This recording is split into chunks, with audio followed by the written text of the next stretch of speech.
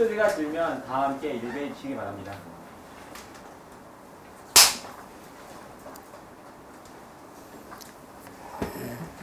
법문 들으시는 모든 분들이 재앙은 소멸하고 소원은 성취해서 부처님 전에 복 많이 지으시기를 바론드립니다. 오늘 말씀드릴 내용은 지난번에 금강경 25분을 말씀을 드렸고요. 그때 제가 몇 가지 논의사항을 유인물에 나눠드린 적이 있었습니다. 오늘은 그 유인물에 나눠드린 그 논의를 가지고 한번 검토해 보도록 하겠습니다. 이 논의를 잘 검토하는 것은 마치 본문을 공부하는 것 못지않게 부처님의 세계로 우리를 가게끔 하는데 많은 도움이 되지 않을까 이렇게 생각을 합니다. 우선 논의 첫 번째는 귀납법적인 연구라고 좀 다소 생소하게 들리는 그런 용어가 튀어나왔습니다. 귀납법적 연구의 한계를 말하시오 그랬습니다. 귀납법. 근데 귀납법이라는 이야기는 우리 어렸을 때부터 아마 중학교 때부터 들었을 거로 생각이 됩니다만은 그 뒤로 우리 일상생활과 관계가 없기 때문에 이 용어를 쓸 일이 없어서 이제 다 잃어버렸어요. 그래서 지금 귀납법이라고 하는 약간 전문성이 나는 이런 용어를 저는 쓰지 않고 귀납법적 연구 이런 표현 대신에 일반적 연구 이런 표현을 쓰는 것이 더 타당하다라고 생각합니다. 원래 귀납법적 연구에 반대되는 대조가 되는 연구가 있다면 그것을 연역법적 연구라고 그럽니다. 즉 진리를 탐구하는 데는 두 가지 코스가 있어요. 두 가지 접근 방법이 있어요. 요새식으로는 두 가지 어프로치가 있습니다. 하나는 귀납법적인 접근 방법, 또 하나는 연역법적 접근 방법 이렇게 나눠서 드릴 수가 있습니다. 그런데 귀납법이라는 것도 생소할 뿐만 아니라 거의 잘 안 쓰이기 때문에 이것을 일반적인 보통 요새 연구라고 하면 다 귀납법적 연구고 그것이 일반적인 연구 그렇습니다. 그리고 이것의 상대가 되는 대조가 되는 연역법적 연구는 거의 지금 되어 있지 않습니다.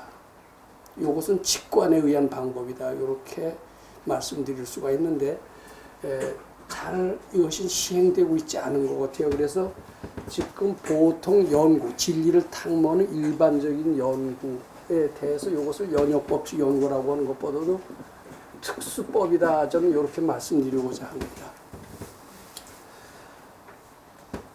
요새를 과학의 시대라고 합니다.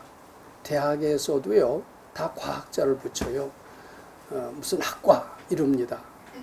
그 전에 학과라고 안 붙여야 될 정도로 학문적인 성격을 띠지 않는 그런 학과들도 요새는 뭐 학이라고 붙여야 요 과학 시대에 알맞는 대접을 받는다고 해서 그런지 다 무슨 학과 이렇게 붙이고 그 과학도 상당히 세분화해서 인문과학, 사회과학, 자연과학 이런 식으로 과학의 이름을 붙이면서 상당히 세분화합니다. 이 불교도 본래 학문이라고 할 수 있을까요? 근데 요새는 불교에도 학자를 붙여서 불교학과 이렇게 얘기합니다. 즉 이런 과학을 연구하는 모든 방법, 대개 그 논문으로서 표현이 되는데 과학뿐만 아니라 예술도 마찬가지입니다. 인문, 사회, 자연 모든 예술을 포함해서 연구를 하고 진리를 발견하는 방법은 논문을 통해서 대개 이루어지는데 논문에는 대개 뭐 서론이라는 게 있고요. 또 본론이라는 게 있고 또 결론이라는 게 있고 이렇게 되는 것 같습니다. 이제 결론이 자기가 주장하는 최후의 핵심이 되는 겁니다. 아, 나는 이런 주장을 한다. 근데 서론 얘기하고 본론 얘기하고 결론 얘기하는 게 이게 다 귀납법적 방법이고 일반적인 연구 방법입니다. 연역법도 아니고 특수법도 아니다 이렇게 말씀드리고 싶습니다. 근데 이런 서론, 본론, 결론은 사건이나 인물을 비롯한 현실 분석은 아주 잘해요. 현실 분석은 잘하는데 미래를 예측하는 것은 거의 불가능하다. 이렇게 말씀드리고자 합니다. 논문도 뛰어난 논문은 정치가도 뛰어난 정치가도 대통령도 뛰어난 정치가는 어떤 정치가냐? 미래를 예측할 수 있는 논문, 과학 논문도요. 미래를 예측하는 논문이 있습니다. 또 정치학의 논문도 한국의 장래는 어떻게 될 것이다 예언하는 그런 논문이 있습니다. 대통령도 영감이 빠른 사람은 우리나라의 장래 경제가 어떻게 될 것이고 어떻게 위험한데 어떤 대비책으로 하면 어떻게 살아날 수 있을 것이다. 몇 년도면 어떻게 될 것이다. 이렇게 뛰어난 예언을 하는 사람이 있습니다. 그런 예언을 하는 대통령을 걸출한 대통령이라고 하고 그런 학자를 뛰어난 학자라고 얘기를 합니다. 근데 그런 뛰어난 학자나 뛰어난 대통령이나 자연과학도 마찬가지입니다. 뛰어난 과학자는 아주 드뭅니다. 왜 드물까? 왜 드물까요? 우리가 야구를 좋아하는 사람들이 많이 있습니다. 스포츠 좋아하는 사람들이 많이 있습니다. 중계방송을 합니다. 중계방송 해설자들도요. 이렇게 얘기하는 해설자는 아주 드뭅니다. 지금 A팀과 B팀이 서로 경기를 하는데 지금 경기 추세를 봐서 B팀은 뭐뭐 분석을 합니다. B팀은 2대0으로 질 것 같습니다. 이렇게 미래를 예측하는 이런 해설자 아주 드뭅니다. 왜 드무냐? 귀납법적인 방법으로 하기 때문에 그렇다라고 저는 말씀드리고자 합니다. 미래를 예측할 수 있는 그러한 해설자, 정치가, 과학자 이런 사람은 어떤 방법으로 미래를 예측할 수 있었느냐? 그 방법은 잘 알려져 있지 않지만 그 방법은 바로 연역법적인 방법으로 연구를 했다라고 저는 그렇게 결론을 맺고 싶습니다. 좀 연역법, 귀납법에 대해서는 여기 논의 제목에도 나와 있습니다만 좀 더 구체적인 말씀을 드리게 될 것 같습니다. 제가 백성욱 박사라고 요 사진에 있는 이분을 66년도에 처음으로 뵙고요. 67년도에는 그분 가르침에 심취해서 몇 년 동안 출가했다라는 말씀을 제가 여러 번 드린 적이 있습니다. 그분이 어떤 점 때문에 그렇게 심취하게 됐으며 심지어는 출가까지 하게 되었을까? 그분은 다른 분들보다 상당히 다른 특이한 장점을 가지고 있습니다. 물론 인격이 훌륭하고 등등 뭐 여러 가지 좋은 점이 있습니다만 미래를 정확히 얘기하는 탁월한 예지 능력을 가졌다는 점에서 그분은 상당히 탁월한 분이고 배울 점이고 그것이 계기가 돼서 출가했다 이렇게 말씀드리고자 합니다. 1967년 제가 출가했을 때 이야기입니다. 대한민국은 세계에서 가장 못 사는 순위로 쳐서도 아마 10등 안에 들었을 정도로 못 사는 나라였을 겁니다.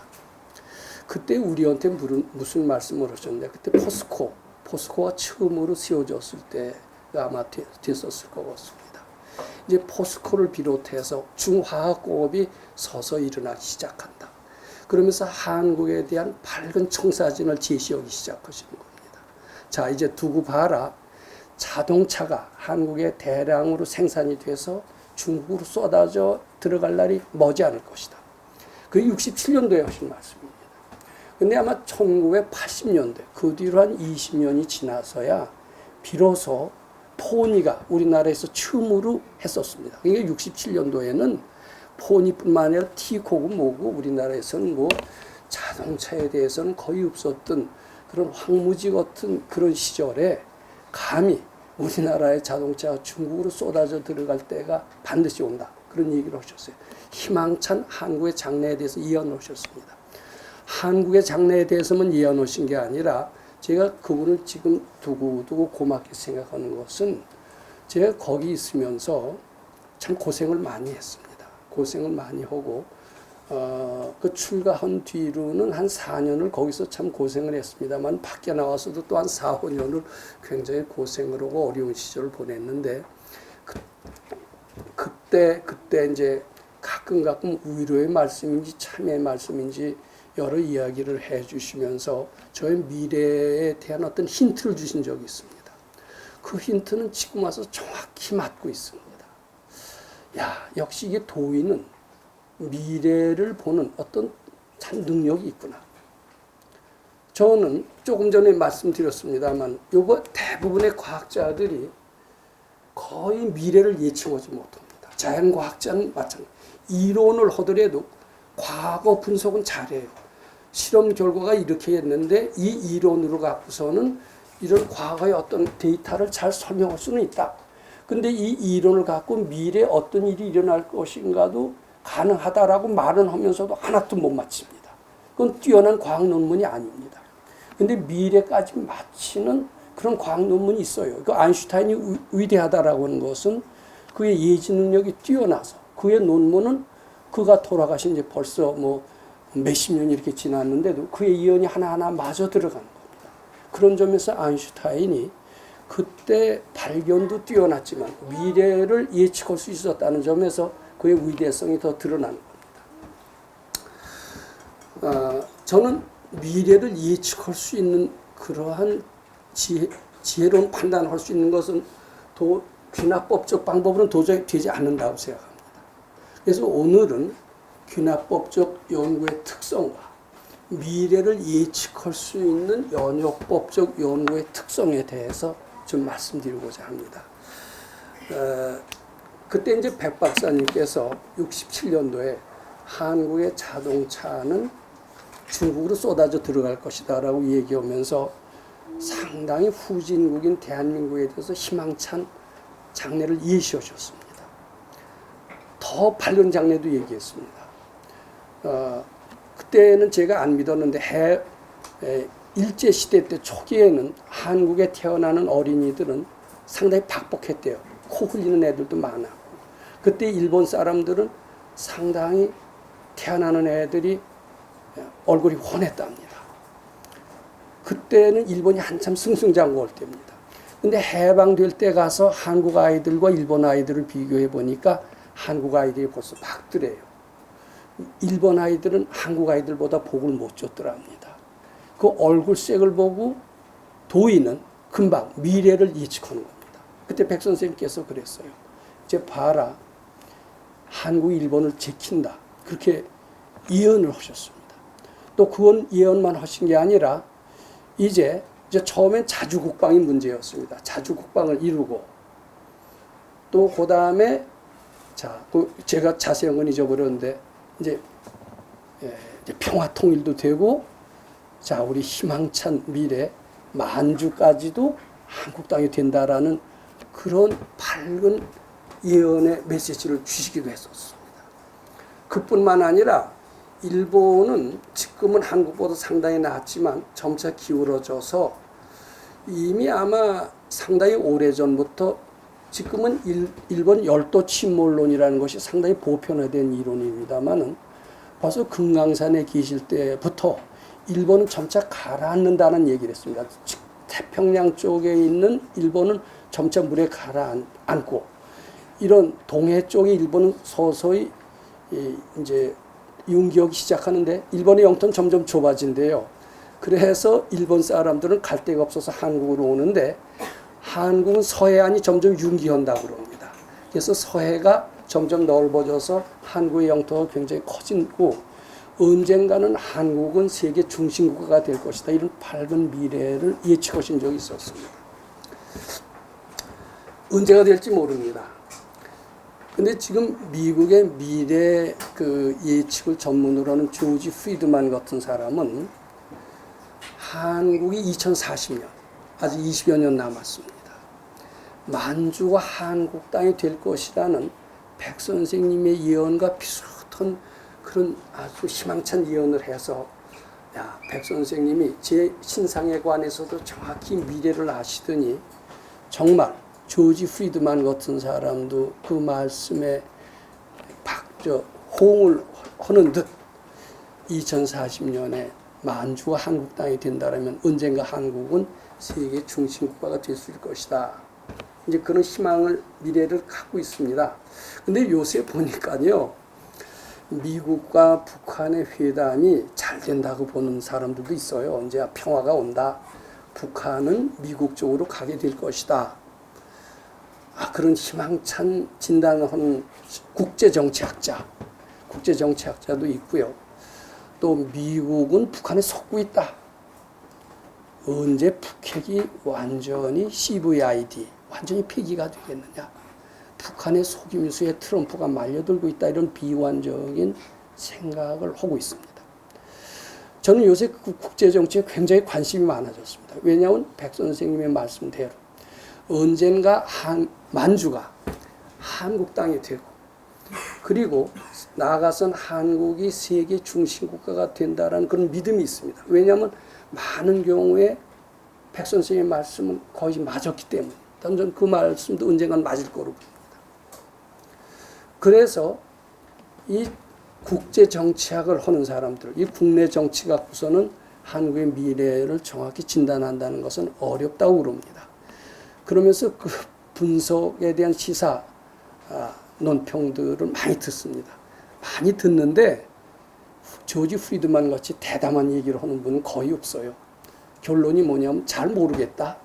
이럴 것 같기도 하고 저럴 것 같기도 하다. 되게 결론을 이렇게 만듭니다. 저는 속이 아주 답답합니다. 좀 시원한 얘기. 자, 언제쯤 통일이 되고 언제쯤 만주가 우리나라 땅이 되고 이런 시원한 명쾌한 얘기를 하는 사람은 어디 있을까? 그러다가요. 이런 사람한테 기대할 수 없다면 나라도 한번 해보고 싶은 그런 충동이 듭니다. 저는 요새 국제정치학에 대한 강의를 많이 들으면서 내 생에 태어나면 이공계를 하지 말고 따분해요. 아무것도 못해요. 근데 인문사회계로 가면 참아 세계는 넓고 할 일은 많다처럼요. 제가 할 수 있는 일의 범위가 상당히 커지지 않을까 이런 생각도 잠시 해봤습니다.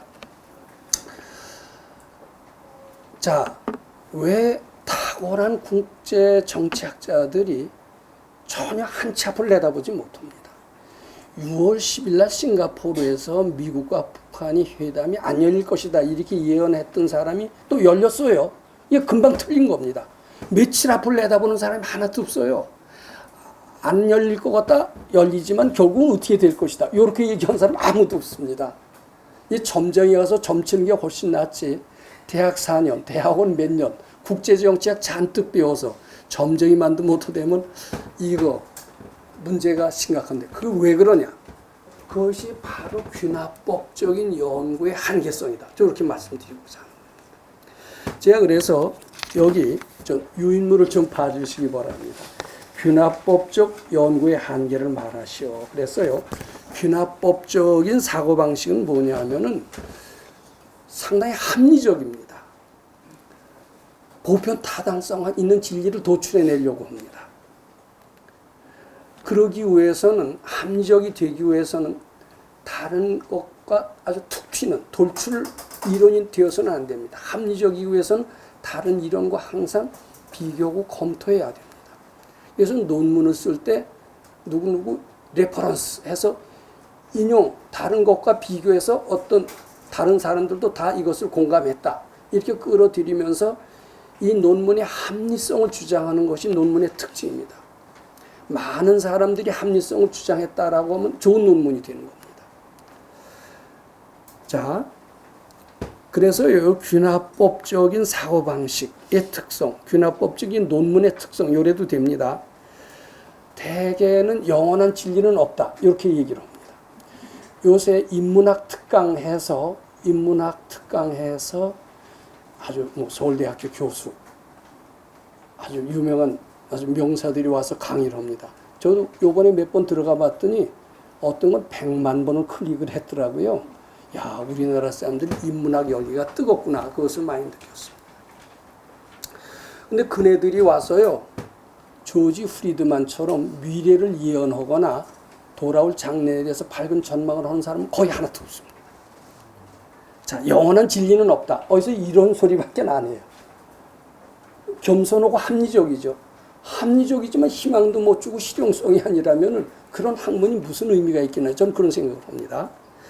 그 다음에 정답은 없대요. 정답 없는 건 누가 몰라. 근데 없는 것 중에서도 알게끔 해내서 희망을 주는 게 학자의 도리고 뭐 어때요? 정치가 도리고 그렇지 않겠어요? 과학자도 미래를 정확히 예측하는 그런 이론을 발견을 해서 미리 다른 나라보다 앞설 수가 있어야죠.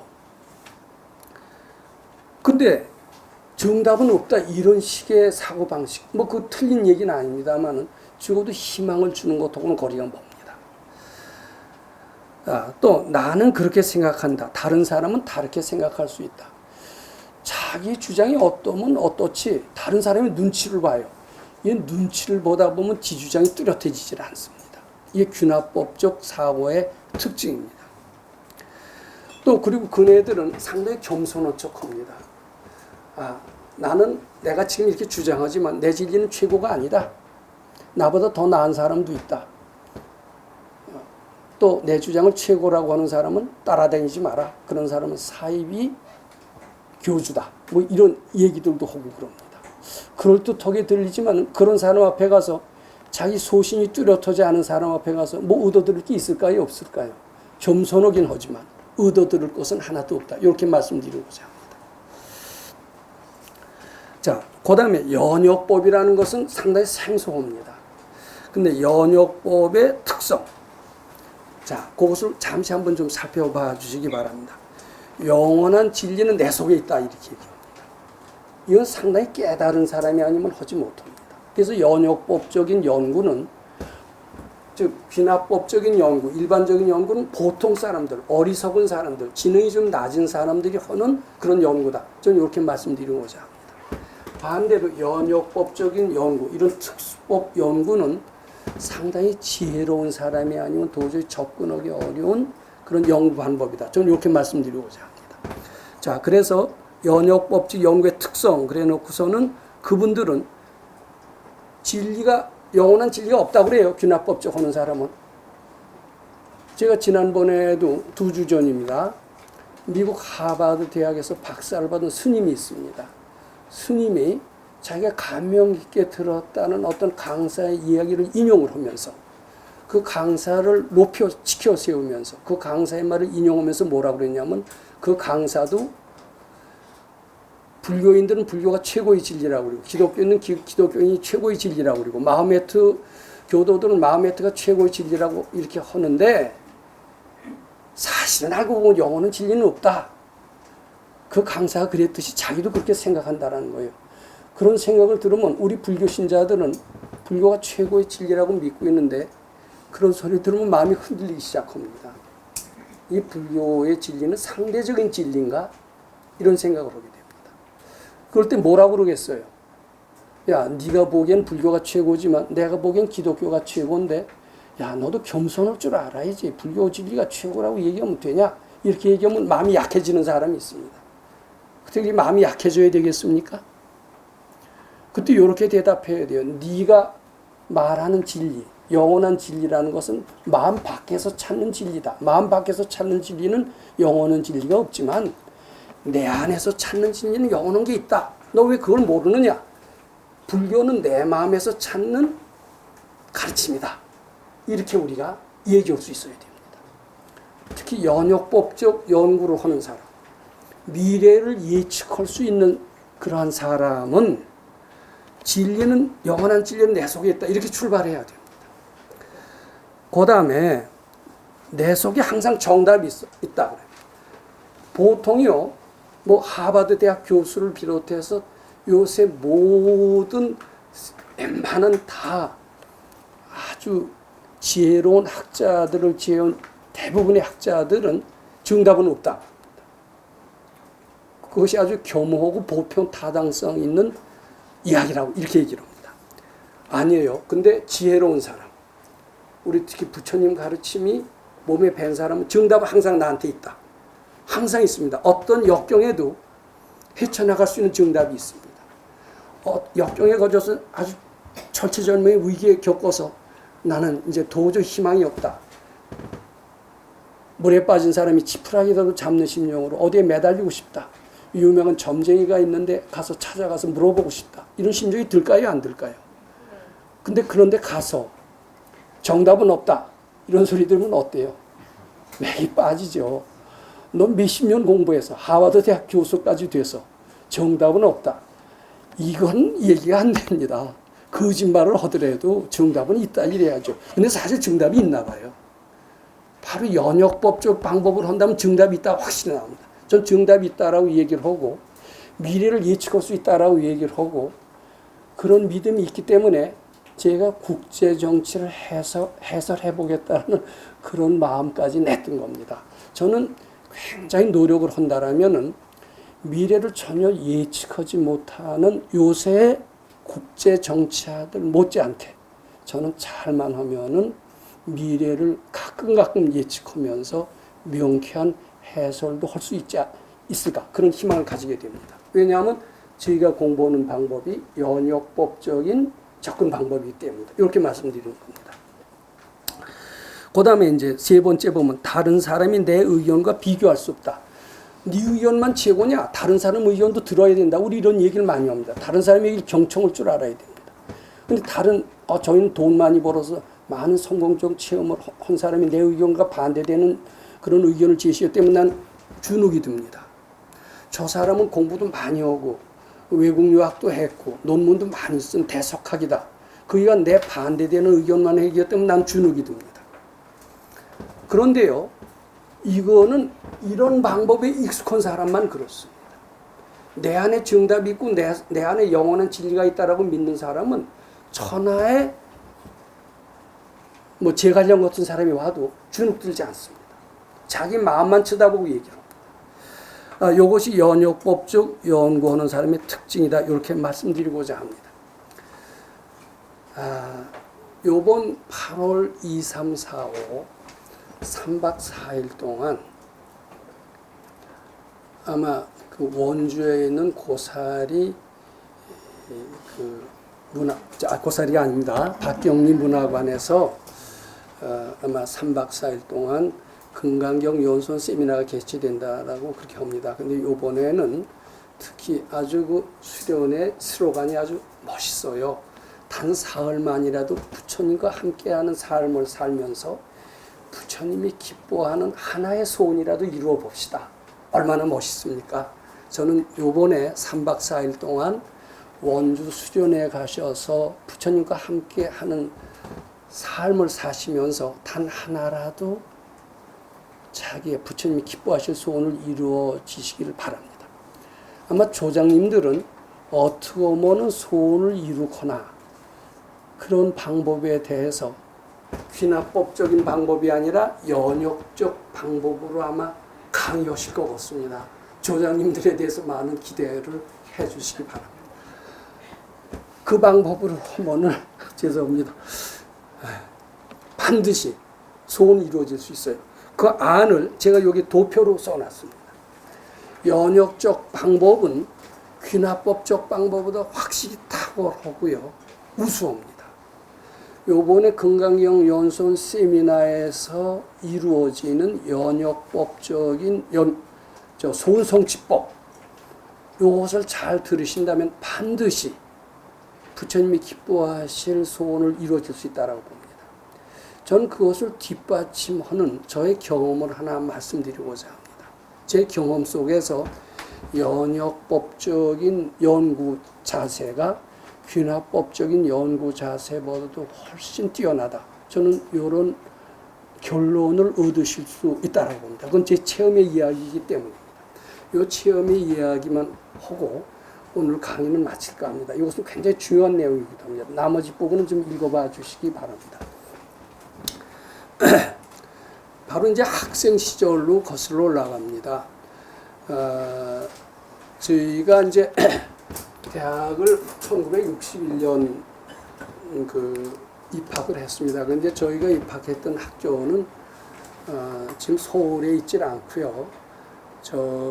그때는 성북구라고 그랬습니다. 지금 무슨 군지 모르겠는데 공릉동이라고 태릉에 있는 이제 거기에 저희 캠퍼스가 있었습니다. 근데 그게 한 30만 평대요. 이게 단과대학인데 단과대학 치곤 종합대학만큼 캠퍼스가 상당히 넓었고 잔디밭이 많아서 휴식 시간에는 음악이 나옵니다. 음악이 나오면 잔디밭에 3, 3, 5 이제 친구들끼리 모여서 이제 대학 들어와서 기분 좋다. 우리는 좋은 대학에 들어왔다. 우리는 이제 국내를 보지 말고 세계를 향해서 나가자 그러면서 지금 생각해 보지만 잘 알지도 못하는 그런 주제를 가지고 열띤 토론을 많이 벌이고는 했었던 것 같습니다. 근데 저희 과에서 가장 아마 공부 잘했던 학생이었던 것 같아요. 그 학생과 상당히 친했습니다. 친했으면서 이제 한가한 시간에 즐겁게 토론하는 그런 시간을 많이 가졌던 것 같습니다. 근데 그 친구는 천상 아주 이공계 체질이에요. 어떻게 보면 낭만도 없어요. 연애도 못 걸어요. 거짓말도 못 해요. 그리고 한가한 시간에는요. 뭐냐면 뉴턴의 역학을 공부하는 이런 어떻게 보면 누가 보면 좀 쑥맥 같은 친구인데 성적은 아주 뛰어났습니다. 어느 정도 성적이 뛰어나냐면 수학을 굉장히 잘했어요. 수학을 잘해서 미분 방정식을 가르치는 수학 선생님을 쫓아내게 했습니다. 야, 너 같은 천재는 빨리 유학 가야 되겠다. 걔는 자기의 천재성을 믿었습니다. 천재성을 믿고 일찍부터 유학을 준비했습니다. 유학을 준비했는데 저는 그때도 불교에 굉장히 심취했습니다. 저는 어느덧 사고방식이 동양적인 사고방식이 됐고 저의 주장은 아지모토의 연역법적인 그런 사고방식으로 되었다라고 말씀드리고자 합니다. 근데 그 친구는 완전히 합리적이고 비합리적인 건 용납을 안 하고 그리고 특히 수학을 아주 굉장히 잘했습니다. 수학의 천재라고 할 정도로. 근데 상당히 친했기 때문에 즐겁게 토론이 됐어요. 한참 토론이 되면 야, 미국 가면 그때는 저는 사실은 지금은 상당히 미국을 높게 봅니다. 왜 높게 보냐면 미국 가서 공부한 박사들만 알아주더라고요. 저는 미국 박사가 높을지도 몰랐는데 요새 대학에 있어 보니까 하버드 대학에서 학위했다 그러면 그냥 뭐 껌뻑 죽어요. 요새 대학 총장들이. 야, 미국이 높긴 높구나. 근데 그때만 해도 미국이 높은 줄 몰랐고요. 특히 불교를 자꾸 하다 보니까 야, 진리는 동양에 있고 불교에 있고 불교적인 방법에서 큰 진리가 나온다. 그때 제가 주역을 읽었습니다. 주역을 읽었는데 주역에 이런 구절이 나옵니다. 정기의물이라는 말이 나옵니다.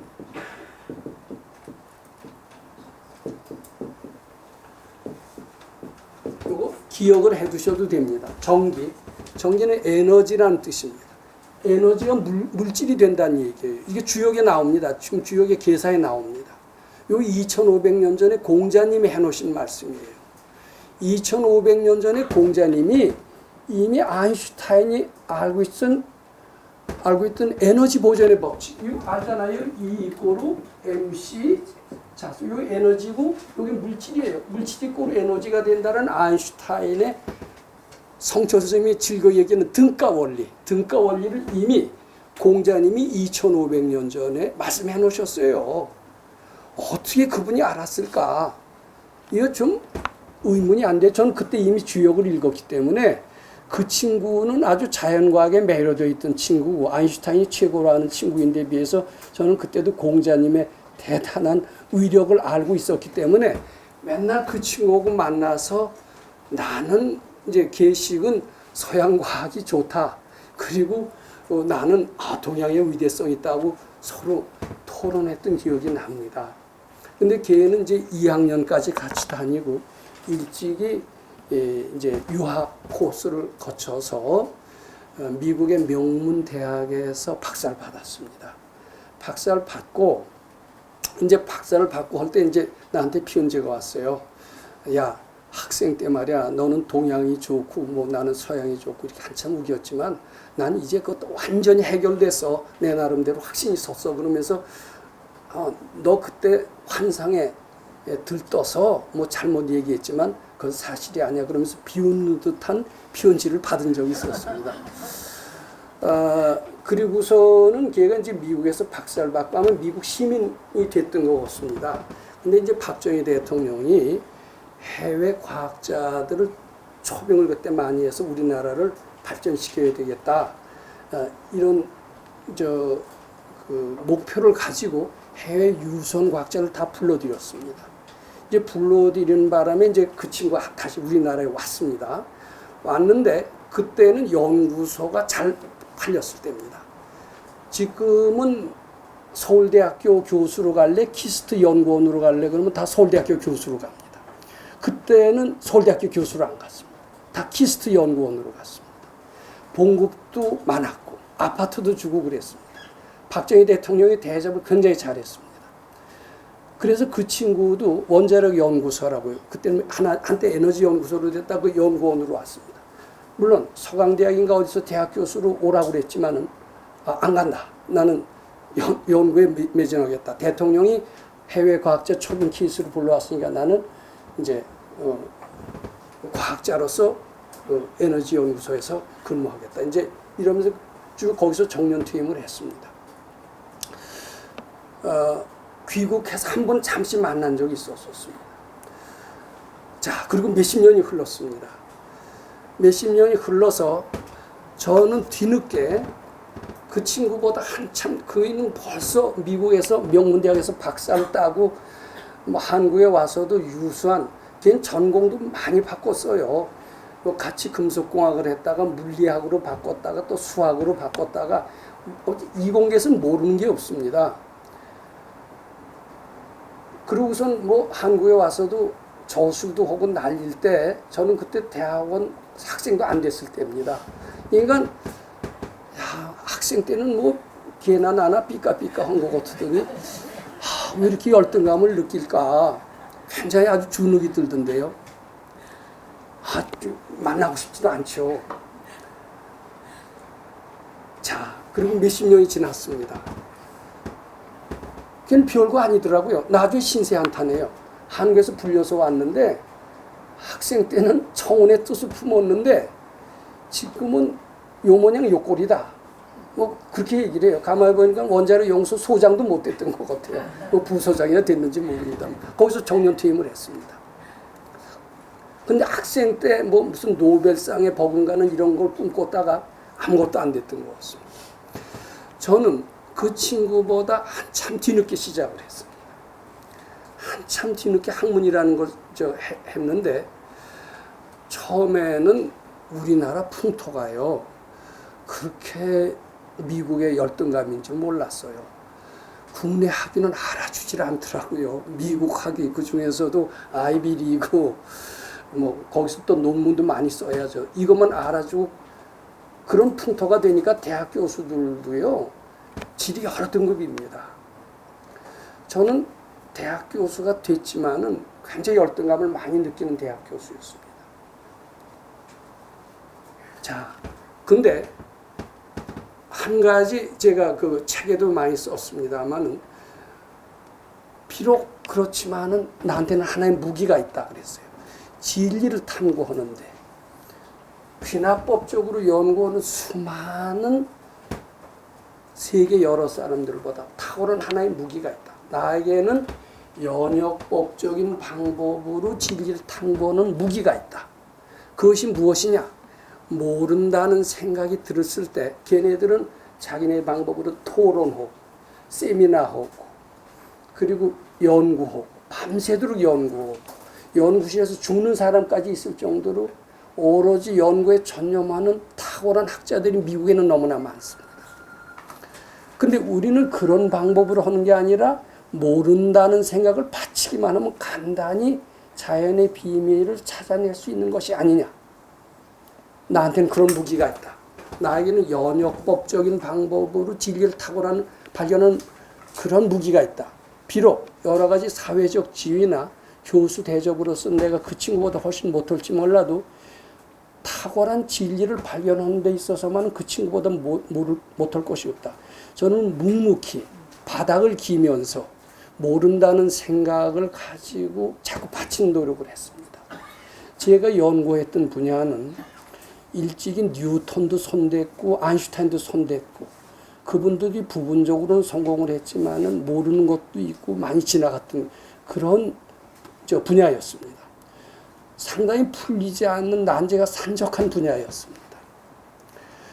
저는 백 선생님한테 배운 그 방법 그대로 제가 아마 이런 귀납법적 방법으로 했다면 도저히 세계적인 학자의 반열에 뛰어들 수 없었을 것 같습니다. 모른다는 생각이 착각인 줄 알고 부지런히 바쳤습니다.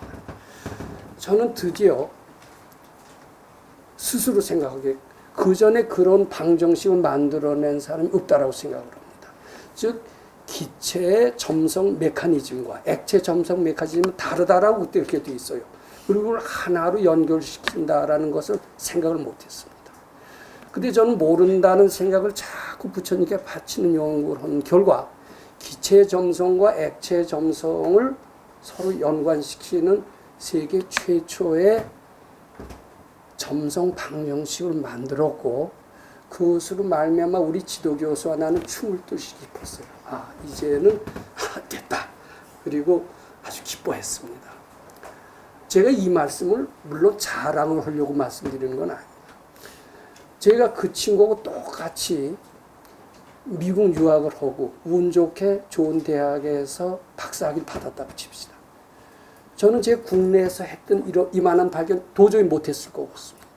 그저 박사나 받았을 뿐이지 또 괜찮다는 소리만 들었을 뿐이지 국내에서 제가 기체와 액체 점성을 하나로 연결시켜서 하나의 이 원리로 설명하는 그런 발견을 못했을 거로 생각합니다. 그럼 어떻게 해서 했느냐?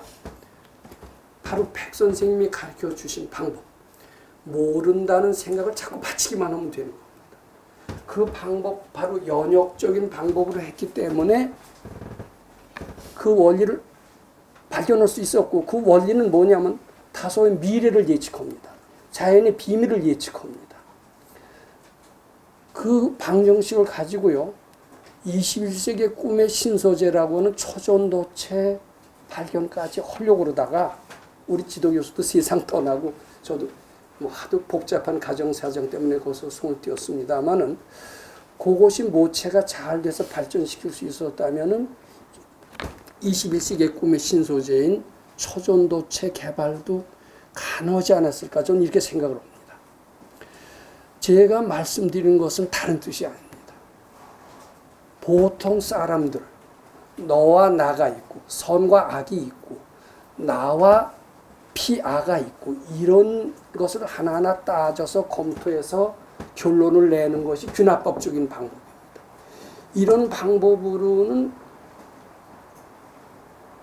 아주 명확한 영원한 진리가 발견되지 않고 미래를 예측하는 것은 알 수가 없어요. 내 속에서 찾아야 됩니다. 나 나와를 구분하지 않을 수 있어야 됩니다. 모른다는 생각이 착각인 줄 알고 바칠 수 있어야 됩니다. 그런 방법으로 우리가 접근을 할 때 미래를 예측할 수가 있고 사람한테 진정으로 도움을 줄 수 있는 위대한 진리를 발견할 수 있다. 이렇게 말씀드리고자 합니다. 즉 이런 균합법적인 방법으로 불교를 연구할 때 더 탁월한 불교 이론이 개발이 돼요. 과학을 할 때도 마찬가지고 국제정치학을 할 때도 탁월한 국제정치학자가 돼서 미래를 예언할 수가 있고 대통령이 돼도 정말 묻대통령이 아닌 참 유능한 대통령이 돼서 미래를 정확히 예측해서 국민들한테 희망을 주고 국가를 발전시키는 대통령이 될 수 있다고 생각합니다. 그런 점에서 특히 연역법적인 연구의 단초를 열어주신 이 귀한 금강경 가르침 여기에 대해서 깊이 감사하고 우리들도 그 방법으로 자꾸 더 연구하고 특히 이번 8월 달에 하나의 소원을 이루는 방법을 연역적인 방법으로 강의를 하셔서 반드시 소원을 이루게끔 되기를 바라게 되는 겁니다. 감사합니다.